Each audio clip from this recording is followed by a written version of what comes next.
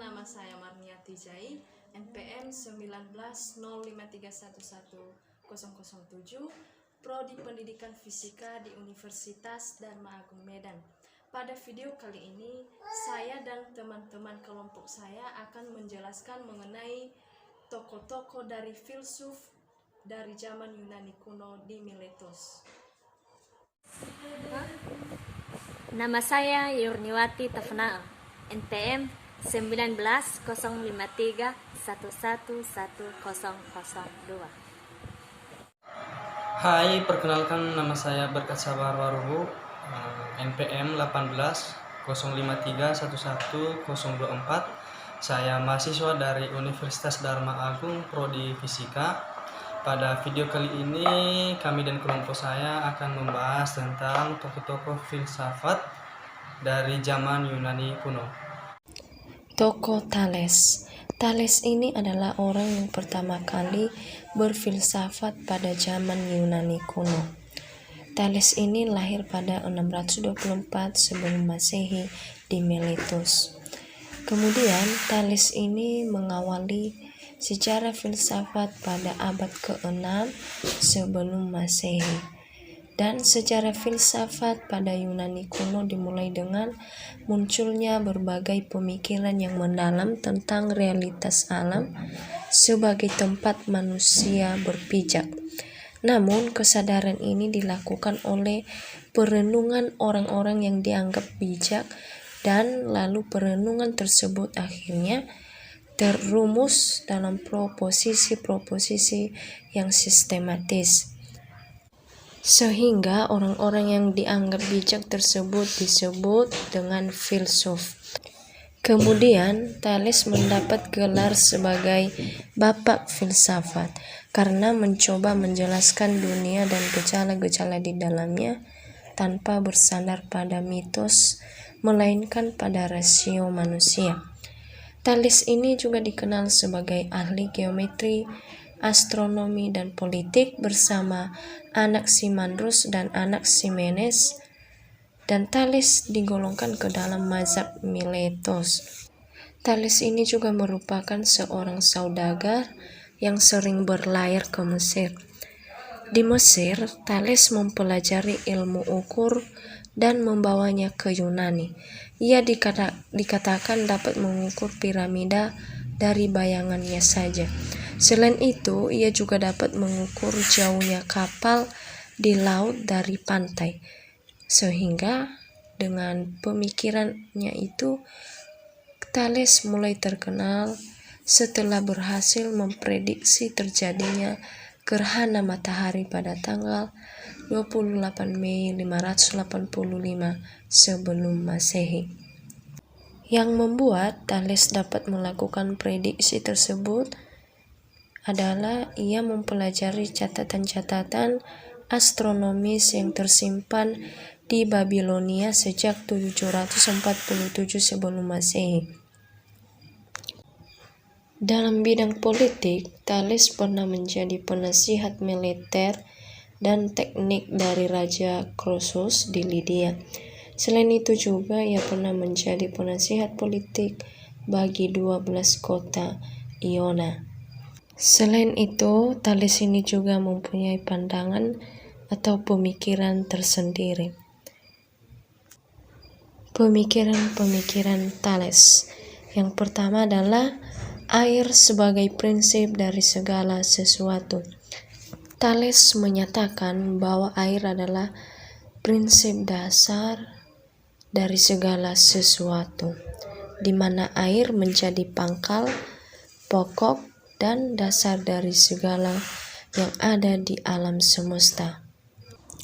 Thales berpandangan seperti ini atau berpikiran bahwa air itu adalah dasar dari segala sesuatu yang ada di alam semesta karena kekuatan atau daya kreatif air sendiri ini tanpa ada sebab di luar dari dirinya atau ada bantuan tanpa ada bantuan dari luar dirinya, air mampu tampil dalam segala bentuk, bersifat mantap dan tak terbinasakan. Pandangan Thales selanjutnya adalah pandangan tentang jiwa. Thales berpendapat bahwa segala sesuatu yang ada di jagat raya ini memiliki jiwa. Dan jiwa tidak hanya terdapat di dalam benda hidup tetapi juga di dalam benda mati. Jadi, tentang teori ini, materi ini berjiwa disebut helioisme. Jadi, argumentasi Thales didasarkan pada magnet yang dikatakan memiliki jiwa raga karena mampu menggerakkan besi. Kemudian, pandangan Thales yang selanjutnya adalah teorema Thales. Jadi, di dalam geometri, Thales dikenal karena menyumbangkan apa yang disebut teorema Thales. Jadi, teorema Thales ini berisikan sebagai berikut, yaitu yang pertama, sebuah lingkaran terbagi dua sama besar oleh diameternya. Sudut bagian dasar dari sebuah segitiga sama kaki adalah sama besar. Yang ketiga adalah jika ada dua garis lurus bersilangan, maka besar kedua sudut yang saling berlawanan akan sama. Yang keempat adalah sudut yang terdapat di dalam setengah lingkaran adalah sudut siku-siku. Yang kelima adalah sebuah segitiga terbentuk bila bagian dasarnya serta sudutnya yang bersinggungan dengan bagian dasar tersebut telah ditentukan. Jadi isi dari teorema Thales ini dapat kita lihat seperti pada gambar A dan gambar B yang berbentuk lingkaran dan berbentuk segitiga. Dengan isi dari teorema Thales ini, teorema Thales menemukan persamaan yang dimana DE per C sama dengan AE per C sama dengan AD per AB. Pandangan Thales yang selanjutnya adalah pandangan terhadap politik. Berdasarkan catatan Herodotus, Thales pernah memberikan nasihat kepada orang-orang Ionia yang sedang terancam oleh serangan kerajaan dari Persia pada pertengahan abad ke-6 sebelum Masehi. Jadi, dalam pandangannya ini, Thales menyarankan orang-orang Ionia untuk membentuk pusat pemerintahan dan administrasi bersama di kota Theos yang memiliki posisi sentral di seluruh Ionia. Di dalam sistem tersebut, kota-kota lain di Ionia dapat dianggap seperti distrik dari keseluruhan sistem pemerintahan Ionia. Dengan demikian, Ionia telah menjadi sebuah polis yang bersatu dan tersentralisasi. Sekarang kita masuk dalam tokoh Anaximandros. Anaximandros ini dalam tahun 610 sampai 546 sebelum Masehi.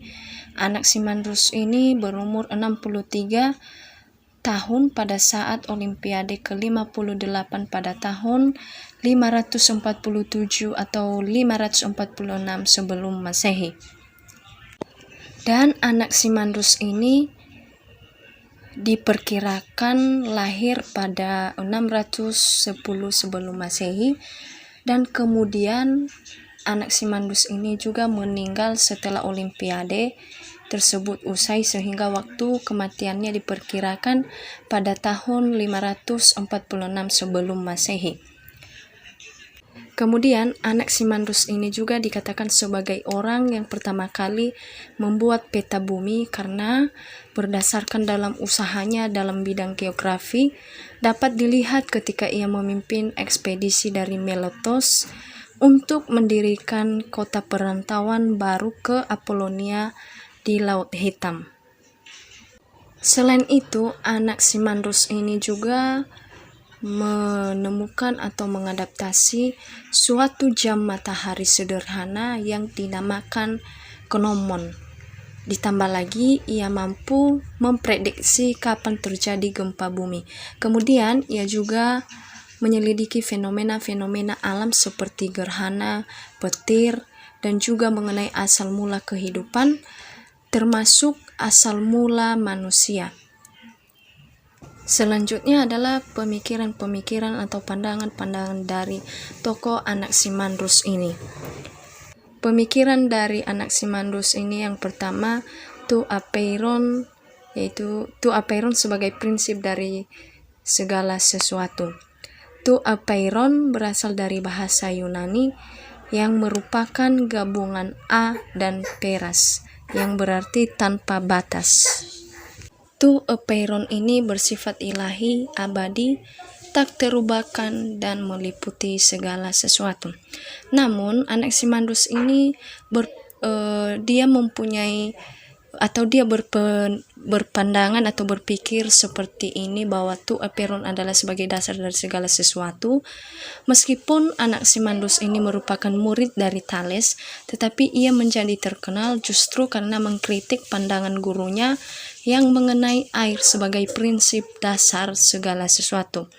Menurutnya, bila air merupakan prinsip dasar segala sesuatu, maka seharusnya air terdapat di dalam segala sesuatu dan tidak ada lagi zat yang berlawanan dengannya.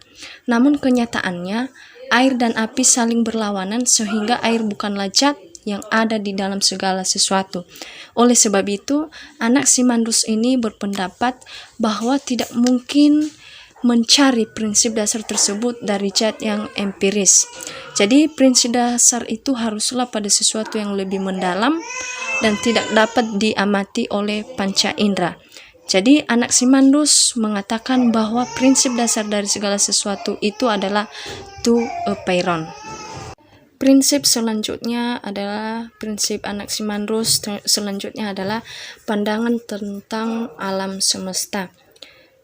Dengan prinsip tu apeiron, Anaximandros membangun pandangannya tentang alam semesta seperti yang terlihat pada gambar. Jadi dalam pandangan ini, Anaximandros berpandangan tentang alam semesta. Jadi menurutnya tu apeiron itu berasal dari segala sesuatu yang berlawanan, yang terus berperang satu sama lain. Yang panas membalut dingin, sehingga yang dingin itu terkandung di dalamnya. Jadi dari yang dingin itu terjadilah yang cair sehingga membeku, dan yang beku inilah yang kemudian menjadi bumi. Kemudian api yang membalut yang dingin itu kemudian terpecah-pecah sehingga pecahan tersebut berputar-putar kemudian terpisah sehingga terciptalah matahari, bulan, dan bintang-bintang.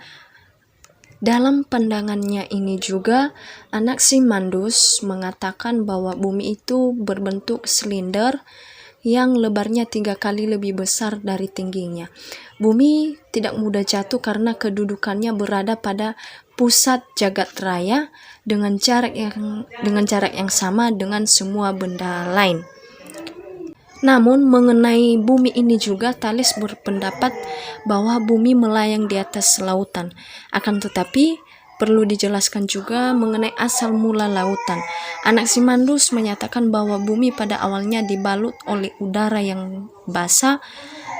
Karena berputar terus-menerus, maka berangsur-angsur bumi menjadi kering. Akhirnya tinggallah udara yang basah itu sebagai laut pada bumi. Pandangan Anaximandros yang selanjutnya adalah pandangan tentang makhluk hidup. Anaximandros berpendapat bahwa pada awalnya bumi diliputi air semata-mata. Karena itu makhluk hidup pertama yang ada di bumi adalah manusia. Jadi karena panas yang ada di sekitar bumi, ada laut yang mengering dan menjadi daratan. Jadi disitulah mulai ada makhluk-makhluk lain yang ada atau yang naik ke daratan dan mulai berkembang di darat. Jadi ia berargumentasi bahwa tidak mungkin manusia yang menjadi makhluk pertama yang hidup di darat, sebab bayi manusia memerlukan asuhan orang lain pada fase awal kehidupannya. Jadi ia berpendapat bahwa pastilah makhluk yang pertama yang naik ke darat adalah sejenis ikan yang beradaptasi di daratan dan kemudian menjadi manusia. Jadi menurut Anaximandros adalah manusia adalah suatu bagian dalam dunia yang ada setelah dunia, dan segala makhluk hidup yang ada itu dikarenakan tidak mungkin manusia dapat hidup tanpa adanya bahan makanan dan lainnya. Teori Anaximandros ini juga dikatakan sebagai teori evolusi yang pada abad 24 kemudian dikembangkan oleh para ahli yang lain. Jadi oleh sebab itu Anaximandros juga dapat dikatakan sebagai pelopor evolusi. Tokoh yang selanjutnya adalah tokoh Anaximedes. Anaximedes ini adalah seorang filsuf yang berasal dari kota Miletos yang sama seperti Thales dan Anaximandos. Jadi Anaximedes ini hidup sejaman dengan kedua filsuf tersebut. Jadi dapat dikatakan ia lebih muda dari Anaximandos. Jadi dalam tradisi filsafat barat bersama dengan Thales dan Anaximandos sebagai anggota mazhab Miletos, Anaximenes adalah teman, murid dan pengganti dari Anaximandos itu juga. Jadi sebagaimana kedua filsuf Miletos yang lain, ia berbicara tentang filsafat alam, yakni apa yang menjadi prinsip dasar dari segala sesuatu. Anaximenes ini juga mulai terkenal sekitar tahun 545 sebelum Masehi dan meninggal pada tahun 528 atau 526 sebelum Masehi. Dalam pandangannya, Anaximedes berkeyakinan bahwa asal mula dunia adalah udara, sebab udaralah yang meliputi seluruh alam dan udara pula yang menjadi dasar hidup bagi manusia yang sangat diperlukan untuk bernafas. Jadi baginya, jiwa adalah udara, api adalah udara yang encer, dan udara jika dipadatkan akan menjadi air. Dan jika dipadatkan lagi menjadi tanah dan akhirnya menjadi batu. Dan kemudian, dan berikut ini adalah pemikiran-pemikiran dari tokoh Anaximedes. Pemikiran dari Anaximedes yang pertama adalah udara sebagai prinsip dasar segala sesuatu.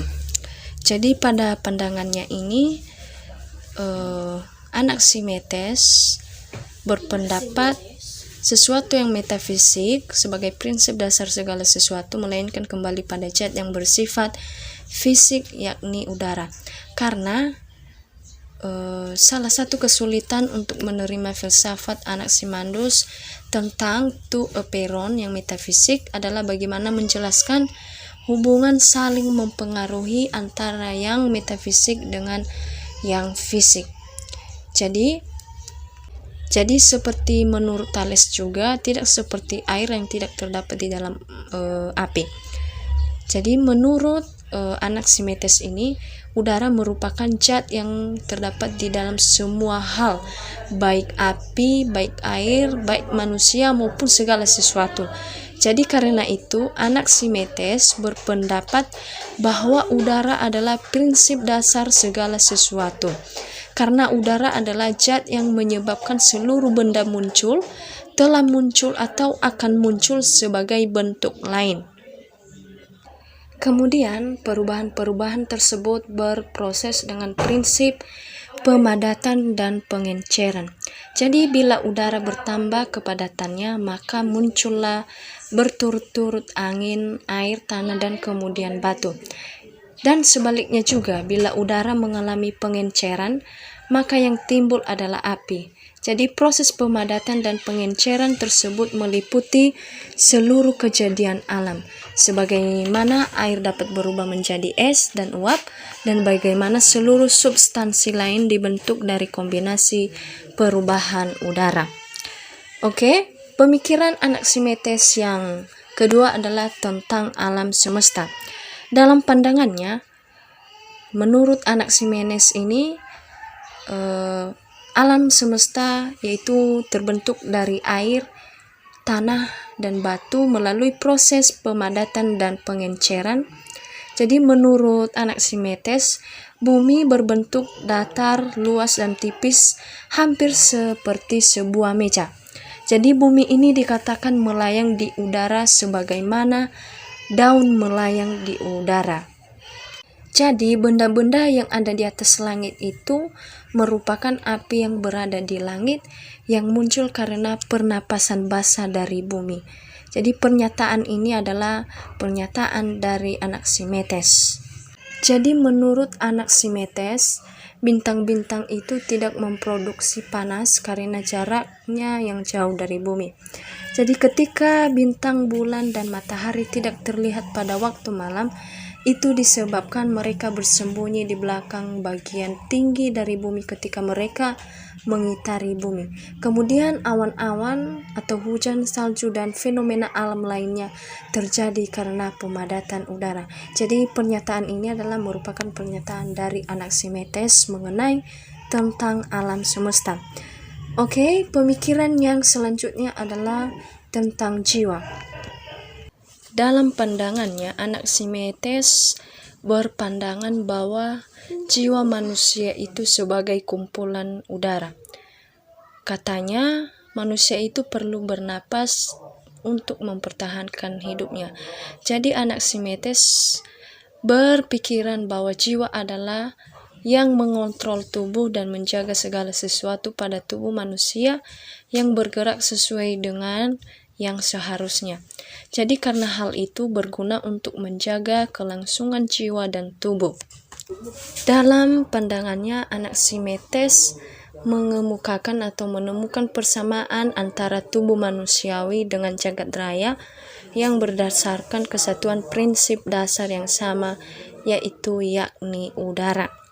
Oke, demikian saja penjelasan dari saya, dan materi selanjutnya akan dijelaskan oleh teman kelompok saya yang lain. Lanjut pada materi selanjutnya, yaitu bagian B, tokoh Pythagoras. Nah, tokoh Pythagoras ini lahir sejak pada tahun kurang lebih 570 sebelum Masehi di Samos, Yunani, dan Pythagoras ini meninggal pada tahun kurang lebih 490 sebelum Masehi di Metapontum, Italia. Pythagoras ini adalah seorang filsafat Yunani kuno. Nah, menurut sejarah Pythagoras pergi sampai ke Italia sekitar 532 sebelum Masehi untuk melarikan diri dari pemerintahan tirani Samos. Di Italia inilah dia mendirikan sebuah akademi etika politik, tepatnya di daerah Croton. Sebenarnya ada kemungkinan Pythagoras ini pergi ke Mesir dan Babilonia di masa mudanya. Selama perjalanan inilah dia mengumpulkan berbagai ilmu dari peradaban yang dikunjunginya. Nah, kalau kita melihat dari catatan sejarah, sebenarnya peradaban Babilonia, India, Mesir, sampai Cina kuno itu udah punya pengetahuan tentang relasi di antara sisi-sisi segitiga siku-siku udah ribuan tahun sebelum kelahiran Pythagoras. Pengetahuan inilah yang dikembangkan oleh Pythagoras menjadi sebuah teorema dan dibawa ke peradaban Yunani, yang pada saat itu menjadi pusat dari ilmu pengetahuan di dunia. Pythagoras menjadi orang yang pertama yang membuktikan teorema ini secara dikembangkannya, yaitu teorema Pythagoras. Xenophanes berasal dari kota Kolophon, Ionia di Asia Kecil. Dikatakan di dalam salah satu fragmen puisinya sendiri bahwa ia meninggalkan kota asalnya pada usia 25 tahun. Ia meninggalkan kota tersebut setelah Kolophon direbut bangsa Persia pada tahun 545 sebelum Masehi. Dengan demikian, ia lahir sekitar tahun 570 sebelum Masehi. Kemudian dikatakannya bahwa ketika ia menulis puisi tersebut, ia telah berusia 67 tahun. Diketahui Xenophanes berusia di atas 100 tahun.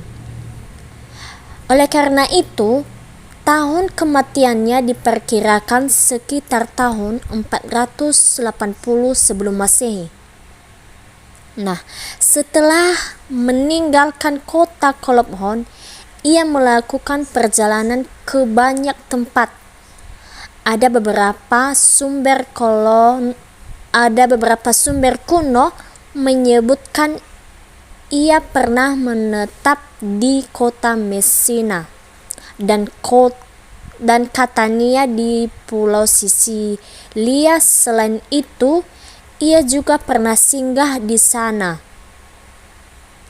Diketahui bahwa Xenophanes mengarang suatu syair ketika kota Elea didirikan pada tahun 540 sebelum Masehi.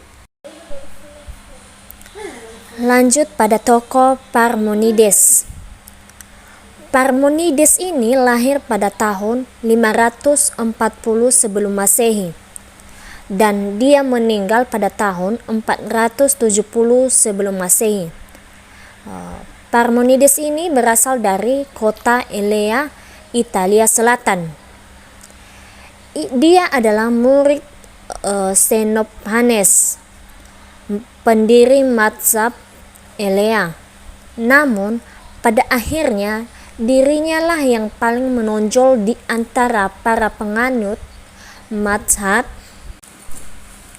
sekalipun ia adalah murid Xenophanes. Ia tidak mengikuti pandangan-pandangan Xenophanes. Pengaruh sang guru terhadap dirinya hanyalah dalam penggunaan puisi untuk menyampaikan filsafatnya. Parmenides aktif dalam dunia politik dan konon ia ikut membentuk undang-undang bagi kotanya.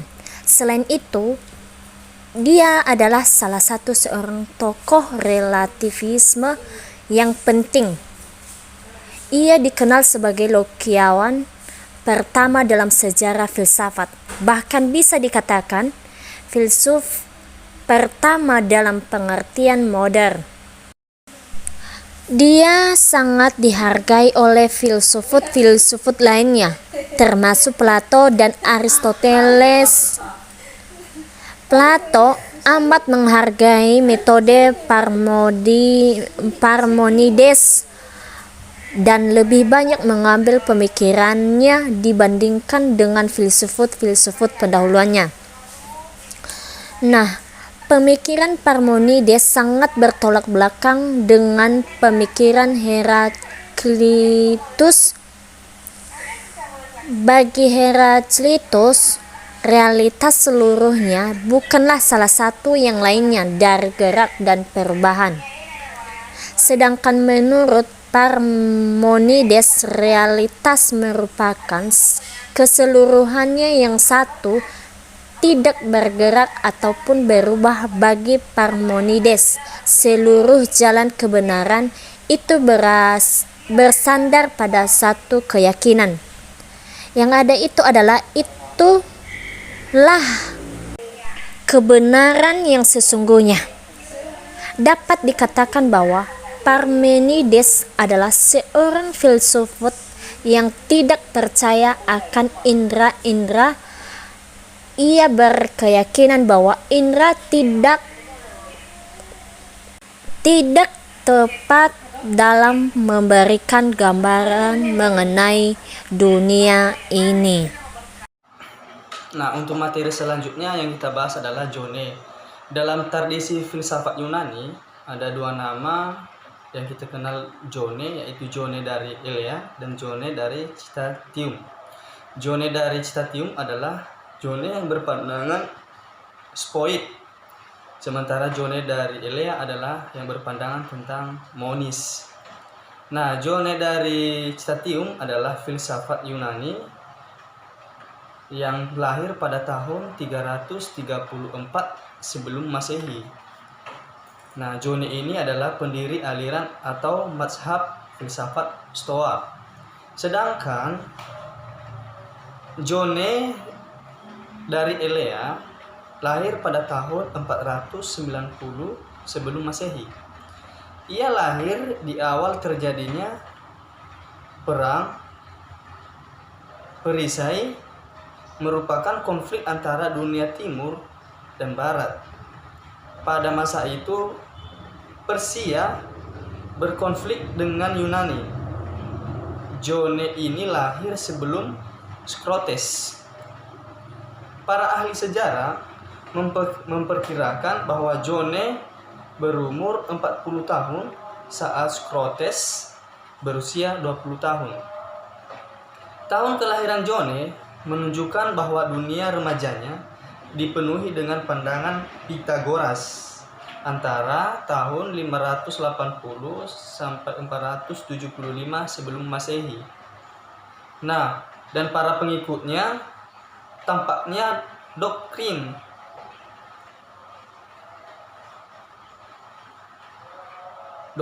Pitagoras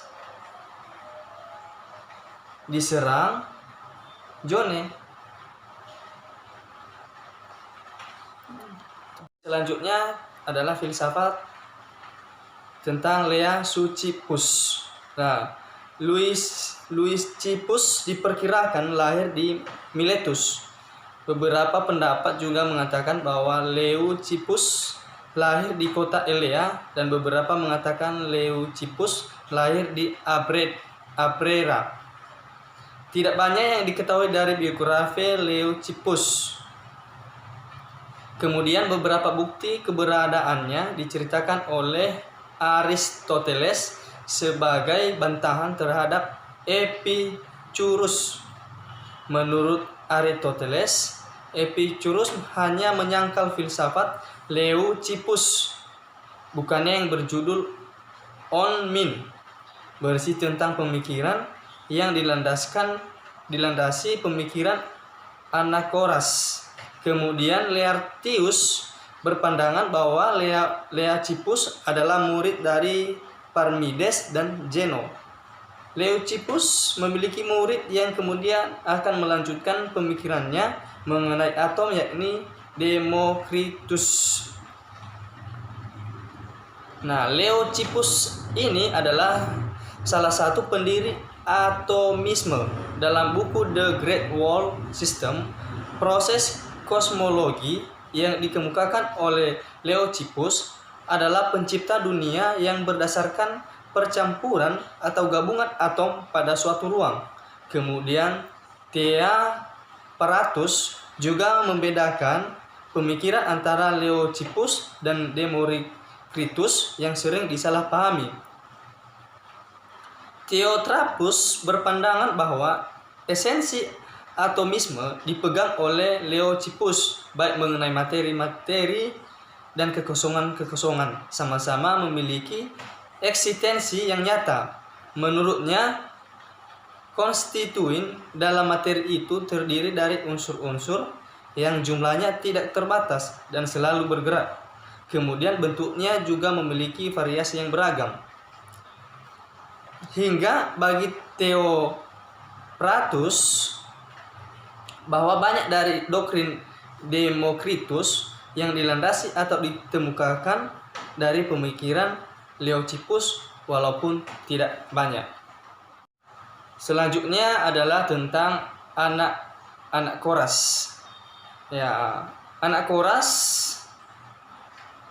lahir di Klajomania, sekarang wilayah Turki, pada tahun 500 sebelum Masehi, dari keluarga aristokrat. Ia diperkirakan merupakan murid dari Anaximenes. Setelah berakhirnya perang antara Persia dan Yunani pada usianya yang ke-40 tahun, ia pindah kota ke Athena dan tinggal di sana hampir 30 tahun lamanya. Di sana ia menjadi tokoh yang menonjol dan berpengaruh bersama seseorang negarawan yang bernama Perikles. Nah, pada tahun 460 sebelum Masehi, karya-karya Anaxagoras dalam filosofis mulai terkenal. Namun pada tahun 450 sebelum Masehi, ia terpaksa diasingkan dari kota Athena karena dituduh melawan dewa. Ia pindah ke kota Lampsacus di wilayah utara Yunani, dan Athena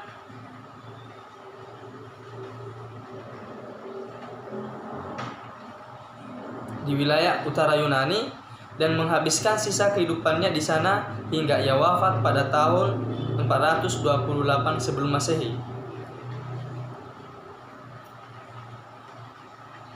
Pemikiran Anaxagoras bisa dibilang cukup revolusioner apabila dibandingkan dengan filsufat alam yang sejaman dengannya, tidak seperti Thales atau Anaximenes yang mengatakan